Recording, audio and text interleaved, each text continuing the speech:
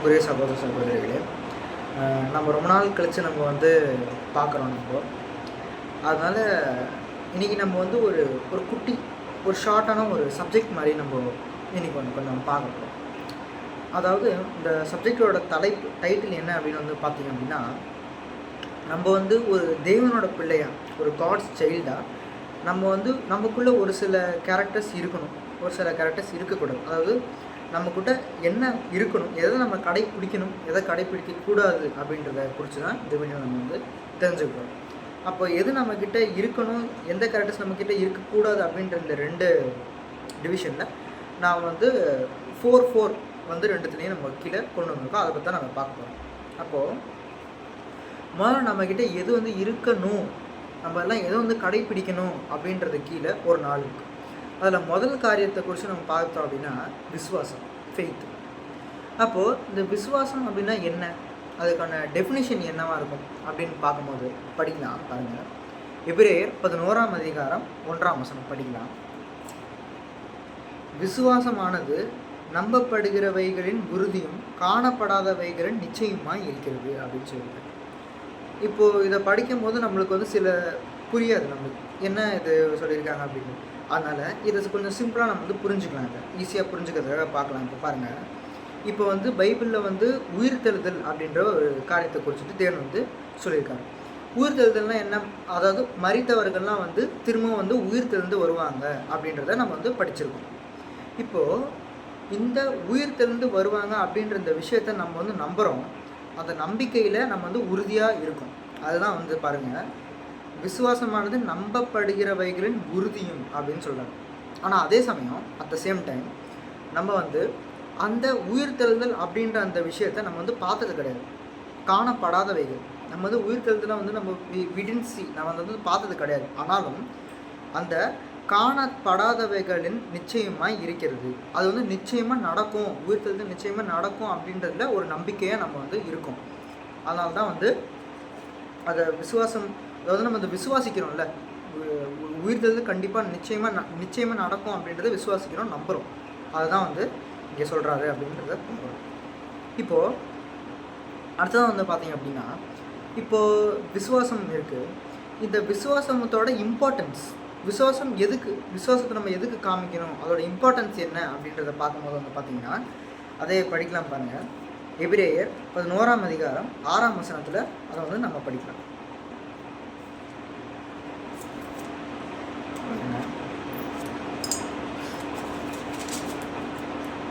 விசுவாசம் இல்லாமல் தேவனுக்கு பிரியமாய் இருப்பது கூடாத காரியம் அப்படின்னு சொல்லியிருக்காரு.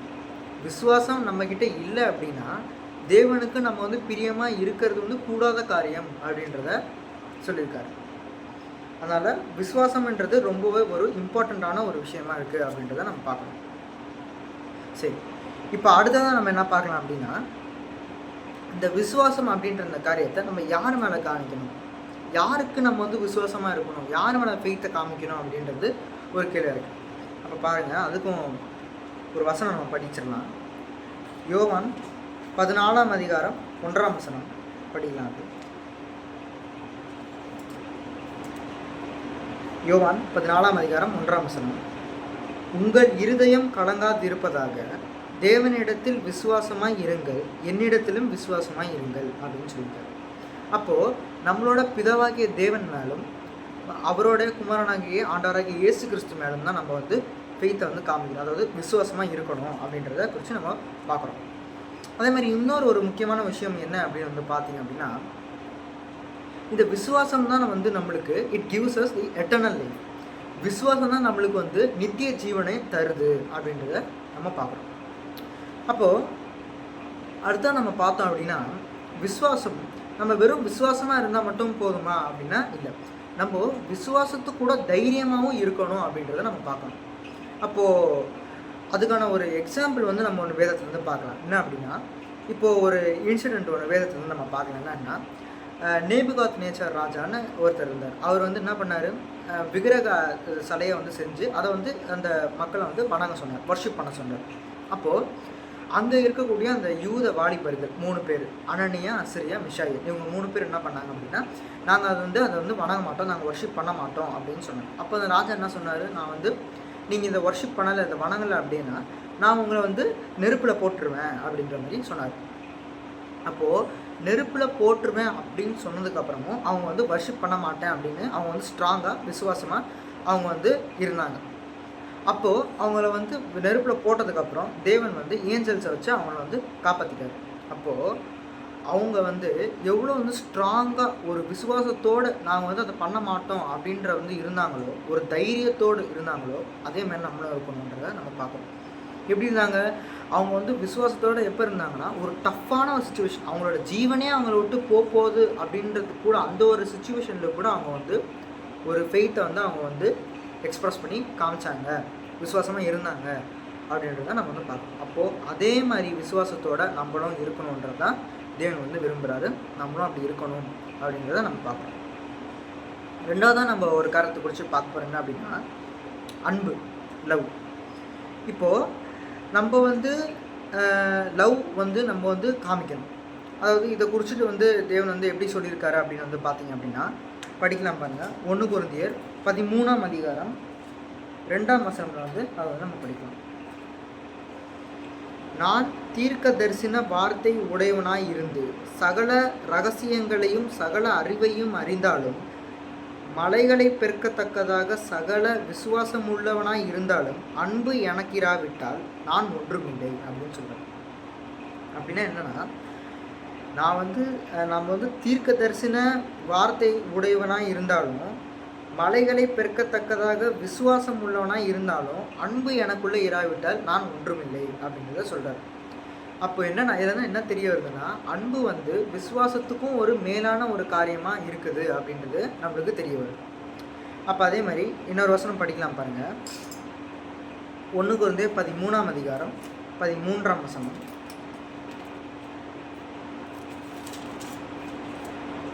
இப்பொழுது விசுவாசம், நம்பிக்கை, அன்பு இம்மூன்றும் நிலைத்திருக்கிறது, இவைகளில் அன்பே பெரியது அப்படின்னு சொல்கிறார். அதாவது விசுவாசம், அன்பு, நம்பிக்கை, இது 3 இருக்குது. ஆனால் அது 3த்துலேயும் அன்பே பெரியது அப்படின்னு சொல்கிறார். அப்போது இப்போ வந்து பார்த்தீங்க அப்படின்னா, இப்போ இந்த லவ், இந்த அன்பை பற்றி நம்ம வந்து பார்த்தோம்.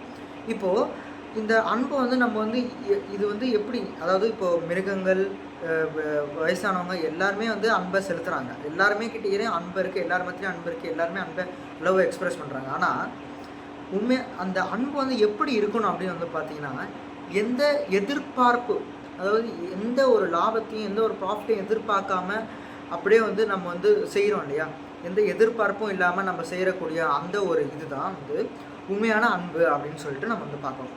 அது மட்டும் இல்லாமல் நம்மளோட எதிரிகள், நம்மளோட எனிமீஸையும் வந்து நம்ம வந்து லவ் பண்ணணும், சத்துருக்களையும் நம்ம வந்து சிநேகிக்கணும் அப்படின்றத வந்து நம்ம வந்து பார்க்குறோம். இது வந்து ஒரு முக்கியமான காரியமாக இருக்குது அப்படின்றத நம்ம பார்க்குறோம். அப்போ இந்த லவ், இந்த விஷயத்துக்கு வந்து ஒரு சில கேரக்டரிஸ்டிக்ஸ் இருக்கும் இல்லையா, அதை வந்து நம்ம இப்போ வந்து பார்ப்போம். அதே 1 கொரிந்தியர் 13ஆம் அதிகாரம் 4லேருந்து 8 வசனங்கள் வந்து நம்ம படிக்கலாம். இதை வந்து நம்ம வந்து இங்கிலீஷில் வாசிக்கலாம் பாருங்கள். Love is kind and patient, never jealous, boastful, proud or rude. Love isn't selfish or quick-tempered.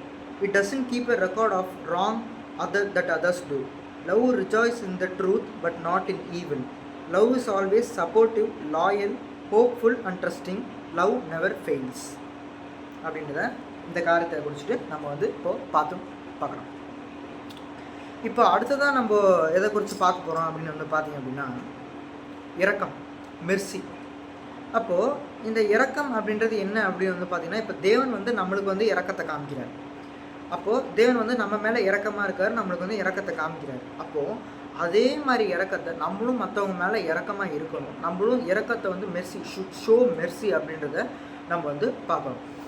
அப்போது நம்ம எப்போ வந்து நம்ம வந்து இரக்கம் இல்லாமல் ஒரு காரியங்களை செய்கிறோம், நம்ம மற்றவங்க மேலே இறக்கப்படாமல் இருக்கோமோ, இறக்கத்தை காமிக்க மாட்டோம், இறக்கமாக இல்லாமல் இருக்கோம், when we fail to show mercy அப்படின்றப்போ நம்மளுக்கு வந்து தேவன் வந்து நம்மளுக்கு கொடுக்கக்கூடிய அந்த நியாய தீர்ப்பும் இரக்கம் இல்லாத ஒரு நியாய தீர்ப்பாக தான் இருக்கும் அப்படின்றத நம்ம வந்து பார்க்கணும். இதை நம்ம எங்கே படிக்கலாம் அப்படின்னு வந்து பார்த்தீங்க அப்படின்னா யாக்கோபு 2ஆம் அதிகாரம் 13ஆம் வசனத்தில் நம்ம இதை வந்து படிக்கலாம் பாருங்க. இரக்க செய்யாதவனுக்கு இரக்கமில்லாத நியாய தீர்ப்பு கிடைக்கும், நியாய தீர்ப்புக்கு முன்பாக இரக்கம் மேன்மை பாராட்டும் அப்படின்றத நம்ம பார்க்குறோம். இப்போது நியாய தீர்ப்புக்கு முன்னாடி இரக்கமே மேன்மை பாராட்டும், இரக்கம் தான் வந்து ரொம்ப முக்கியமான ஒரு காரியமாக இருக்குது அப்படின்றத நம்ம வந்து இதில் தெரிஞ்சுக்கிறோம், பார்க்கணும். அடுத்ததான் வந்து பார்த்திங்க அப்படின்னா மன்னிப்பு, ஃபர்கிவ். அதாவது நம்ம வந்து என்ன எப்படி இருக்கணும்னா ஒரு மன்னிப்பு, மற்றவங்களை மன்னிக்கக்கூடிய ஒரு குணம், அதை வந்து நமக்குள்ளே வந்து நம்ம வந்து டெவலப் பண்ணணும். அதாவது நம்ம எல்லாருமே வந்து நம்ம வந்து தவறுகள் செய்வோம், நம்ம எல்லாருமே தப்பு பண்ணுவோம் அப்படின்றத உணர்ந்து நம்ம வந்து மன்னிக்கத்தக்கக்கூடிய அந்த ஒரு குணலட்சணத்தை நம்ம வந்து டெவலப் பண்ணணும் அப்படின்றத பார்ப்போம். அப்போது மன்னிக்கிறது வந்து தேவன் வந்து நம்மளை மன்னிக்கிறார் இல்லையா? அவர் வந்து எப்படி வந்து ஒரு பூர்ண சர்க்குணராக இருக்காரோ, ஒரு பர்ஃபெக்டாக இருக்காரோ, அதே மாதிரி நம்மளும் வந்து ஒரு பூர்ண சர்க்குணராக இருக்கணும், ஒரு பர்ஃபெக்டாக இருக்கணும் அப்படின்றது தான் தேவன் வந்து விரும்புகிறார். அப்போது நம்ம வந்து எல்லா சகோதர சகோதரிகளை எல்லாரையுமே வந்து நம்ம வந்து ஃபர்கிவ் பண்ண ஒரு மன்னிக்கக்கூடிய அந்த ஒரு விஷயம் நம்மக்கிட்ட இருக்கணும் அப்படின்றத நம்ம வந்து பார்க்கணும். இதை நம்ம எங்கே படிக்கலாம் அப்படின்னு வந்து பார்த்தீங்க அப்படின்னா கொலோசையர் 3ஆம் அதிகாரம் 13ஆம் வசனத்தில் அதை வந்து நம்ம படிக்கலாம்.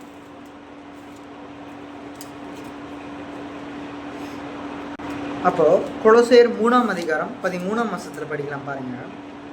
ஒருவரை ஒருவர் தாங்கி ஒருவர் பேரில் ஒருவருக்கு குறைபாடு உண்டானால் கிறிஸ்து உங்களுக்கு மன்னிப்பது போல ஒருவருக்கு ஒருவர் மன்னியுங்கள் அப்படின்னு சொல்கிறார். அப்போது நம்மளோட பிதாவாகிய தேவன் நம்ம செய்கிற தவறுகளுக்கு நம்மளை மன்னிப்பது போல நம்மளும் மற்றவங்கள மன்னிக்கணும், ஃபர்கிவ் பண்ணணும் அப்படின்றத இந்த காரியத்தை குறித்து நம்ம பார்க்குறோம். இவ்வளோ நேரம் நம்ம வந்து என்ன வந்து நம்ம பண்ணணும் அப்படின்ற ஒரு 4 விஷயத்தை குறித்து பார்த்தோம். இப்போ வந்து நம்ம என்னென்னா எதெல்லாம் நம்ம வந்து கடைப்பிடிக்கக்கூடாது, எதை வந்து நம்ம பண்ணக்கூடாது அப்படின்றத ஒரு 4 விஷயத்தை குறித்து இப்போ நம்ம பார்க்க போகிறோம். அப்போது முதல்ல வந்து பார்த்திங்கன்னா பகைக்கிறது அப்படின்னா ஹேட் பண்ணுறது. அதாவது ஒரு நம்ம சத்தியத்துக்குள்ளே வந்த ஒரு சகோதரனையோ இல்லை சகோதரியையோ பகைக்கிறது வந்து அது பண்ணக்கூடாது, அது வந்து நல்ல காரியம் கிடையாது அப்படின்னு சொல்கிறாங்க. இந்த ஒரு காரியம் வந்து பார்த்திங்க அப்படின்னா உலக பிரகாரமாக இருக்கவங்களுக்கு கூட இட் இஸ் நாட் அப்ளிகபிள். இந்த பகைக்கிறது அப்படின்றது சத்தியத்துக்குள்ளே வந்த சகோதரனோ இல்லை சகோதரியை தான் நம்ம வந்து ஹேட் பண்ணக்கூடாது, அதாவது பகைக்கக்கூடாது அப்படின்றது பார்க்குறோம். இதை நம்ம வந்து எங்கே படிக்கலாம் அப்படின்னு வந்து பார்த்திங்க அப்படின்னா 1 யோவான் 3ஆம் அதிகாரம் 15ஆம் அதிகாரத்தில் படிக்கலாம். இப்போ நம்மளோட 1 யோவான் 3ஆம் அதிகாரம் 15ஆம் வசனம். தன் சகோதரனை பகைக்கிற எவனும் மனுஷ கொலைபாதகனாய் இருக்கிறான் அப்படின்னு சொல்கிறார். அதாவது சத்தியத்துக்குள்ளே வந்த ஒரு சகோதரனையோ இல்லை சகோதரியோ பகைக்கிறது, ஹேட் பண்ணுறது அப்படின்றது அவங்கள வந்து கொலை பண்ணுறதுக்கு சமமாக இருக்குது அப்படின்றத தேவன் வந்து சொல்லியிருக்காரு. அப்போது நம்ம வந்து அப்படி ஒரு சகோதரனையோ இல்லை சகோதரியோ வந்து நம்ம வந்து பகைக்கிறது அப்படின்றத வந்து நம்ம வந்து பண்ணக்கூடாது அப்படின்றத நம்ம பார்க்குறோம். ரெண்டாவது நம்ம எதை பார்க்க போகிறோம் அப்படின்னு பார்த்தீங்கன்னா ரிவெஞ்ச், பழி வாங்கிறது அப்படின்னா நம்ம வந்து ஒருத்தவங்க செஞ்ச தப்புக்கு தண்டனை கொடுக்குற மாதிரி நம்ம ரிவெஞ்ச் பண்ணுறது, பழி வாங்குறது அப்படின்னா அப்போது நியாய தீர்ப்பு கொடுக்குற மாதிரி. அப்போ நியாய தீர்ப்பு யார் கொடுப்பா? தேவன் மட்டும்தான் கொடுப்பார். தேவன் தான் வந்து நியாயாதிபதி, அவர் தான் நியாய தீர்ப்பு கொடுப்பார். அப்போது நம்ம வந்து நியாய தீர்ப்பு கொடுக்கறது அப்படின்றது வந்து அதுக்கான அதிகாரம் நம்மளுக்கு வந்து கொடுக்கப்படலை, அது வந்து தேவனுக்குரியது. தேவன் தான் வந்து நியாய தீர்ப்பு கொடுப்பார், அவர் தான் வந்து நியாயாதிபதி. அப்போது நம்ம வந்து ரிவெஞ்ச் எடுக்கிறோம், அதாவது நம்ம வந்து நியாய தீர்ப்பு கொடுக்குறோம், செஞ்ச தப்புக்கு தண்டனை கொடுக்குறோம் அப்படின்ற போது அது என்னவா ஆகிடுது அந்த இடத்துல அப்படின்னா நம்ம வந்து தேவனுக்கு ஈக்குவலாக ஆகிறோம் அவன் நினைக்கிறோம் அப்படின்ற மாதிரி அந்த இடத்துல ஆகிடுது. அப்போது தேவனுக்கு சமமாக ஆகணும்னு நினச்சது யார்? சாத்தான். அப்போது நம்மளும் அதே மாதிரியான ஒரு காரியங்களை செய்யும் போது நம்மளும் சாத்தானோட வழியில் சாத்தான் மாதிரியே பண்ணுறோம் அப்படின்றது அந்த இடத்துல நம்ம வந்து பார்க்குறோம். அப்போ நம்ம பழி வாங்கும் போது நம்ம வந்து சாத்தானோட அந்த கண்ட்ரோல்லேருந்து சாத்தானுக்குரிய காரியங்கள் அது பழி வாங்குதல் அப்படின்றது. அப்போ அதை நம்ம செஞ்சுக்கிட்டு இருக்கோம் அப்படின்றது ஒரு அர்த்தம் இருக்குது. இதை நம்ம எங்கே படிக்கணும் அப்படின்னு வந்து பார்த்திங்க அப்படின்னா ரோமர் 12ஆம் அதிகாரம் 19ஆம் வசனத்தில் அதை நம்ம வந்து படிக்கலாம். பாருங்க, பழிவாங்குதல் எனக்குரியது, நானே பதில் செய்வேன் என்று கர்த்தர் சொல்லுகிறார். அப்போது பழிவாங்குதல், அதாவது நியாய தீர்ப்பு கொடுக்கறது அப்படின்றது அது தேவனுக்கான காரியம். அதுக்கு வந்து நம்மளுக்கு வந்து ரைட்ஸ், அதிகாரம் கிடையாது. அதனால் அப்படிப்பட்ட ஒரு காரியங்களை நம்ம வந்து செய்யக்கூடாது அப்படின்றத நம்ம வந்து பார்க்குறோம். அடுத்ததாக வந்து பார்த்திங்கன்னா பொய் சொல்கிறது. நம்ம வந்து ரொம்ப சின்ன ஒரு விஷயத்துக்கு கூட நம்ம வந்து அப்படியே அசால்ட்டாக அப்படி வந்து நம்ம பார்த்துக்கலாம்ல அப்படின்னு நம்ம வந்து பொய் சொல்கிறது உண்டு. அப்படி அந்த மாதிரி சில நேரத்தில் நம்ம பொய் சொல்லும்போது என்ன நினைப்போம், சின்ன தப்பு தானே, சின்ன பாவம் தானே அப்படின்னு நினைப்போம். அப்படி கிடையாது. பாவம் வந்து சின்ன பாவமாக இருந்தாலும் பெரிய பாவமாக இருந்தாலும் அது பாவம் தான். அப்படின்னா பொய் சொல்கிறக்கூடிய அந்த ஒரு காரியம் வந்து சாத்தான் தான் வந்து பொய் சொல்லலாம். அதான் சொல்லியிருக்காரு, பொய்க்கு பிதாவுமாய் சாத்தான் அவன் தான் அப்படின்னு சொல்லியிருக்காரு. அப்போது பொய் சொல்கிறோம் அப்படின்னா அது வந்து ஒரு சாத்தானுக்குரிய ஒரு காரியமாக இருக்குது அப்படின்றத பார்க்குறோம். அப்போது பொய் வந்து நம்ம வந்து சொல்லக்கூடாது. அது வந்து ரொம்ப சின்ன விஷயமா இருந்தாலும் பரவாயில்ல, நம்ம வந்து பொய் சொல்லக்கூடாது அப்படின்றத பார்க்குறோம். அடுத்ததாக வந்து பார்த்திங்கன்னா புறங்கூறுதல் அப்படின்னு வந்து என்ன அப்படின்னு வந்து பார்த்திங்கன்னா டேல் பேரர் அப்படின்னு சொல்லியிருக்காங்க. அதாவது காசிப் பண்ணுறது, அதுதான் வந்து புறங்கூறுதல் அப்படின்னு சொல்லி பார்க்குறோம். அதை எங்கே படிக்கலாம் அப்படின்னு வந்து பார்த்திங்கன்னா Leviticus 16th chapter 19th verse வந்து அதை நம்ம வந்து படிக்கலாம். அப்போது இப்போ நம்ம வந்து எதெல்லாம் பண்ணக்கூடாது அப்படின்றத கடைப்பிடிக்கக்கூடாது அப்படின்றத பார்த்தோம். அது ஒரு சம்மரி மாதிரி இப்போ நம்ம வந்து பார்த்துடலாம். ஃபஸ்ட்டு வந்து பகைக்கிறது, அது ஹேட். அப்புறம் வந்து பழி வாங்குதல், அதாவது ரிவெஞ்ச் பண்ணுறது. அப்புறம் வந்து பொய் சொல்கிறது, அது லை. அப்புறம் வந்து புறங்கூறுதல், அது டேல் பேரர், இல்லைனா வந்து காசிப் அப்படின்னு சொல்கிறாங்க. அப்போது இந்த மாதிரி காரியங்களை நம்ம பண்ணக்கூடாது அப்படின்றத பார்க்குறோம். எந்த காரியங்களும் நம்ம பண்ணணும், அதெல்லாம் வந்து அந்த ஒரு 4 முக்கியமான விஷயங்களையும் நம்ம பண்ணணும். அப்போது இந்த வீடியோவில் நம்ம கற்றுக்கிட்ட விஷயங்களெல்லாம் வச்சு நம்ம ஒழுங்காக ஃபாலோ பண்ணி நம்மளோட டார்கெட்டான பரலோக ராஜ்யத்துக்கு போகக்கூடிய அந்த ஓட்டத்தில் இப்போ நம்ம இருக்கோம். அப்போது அங்கே நம்ம போய் சேர்கிறதுக்கு தேவன் தாமே ஆசீர்வதிப்பாக. ஆமென்.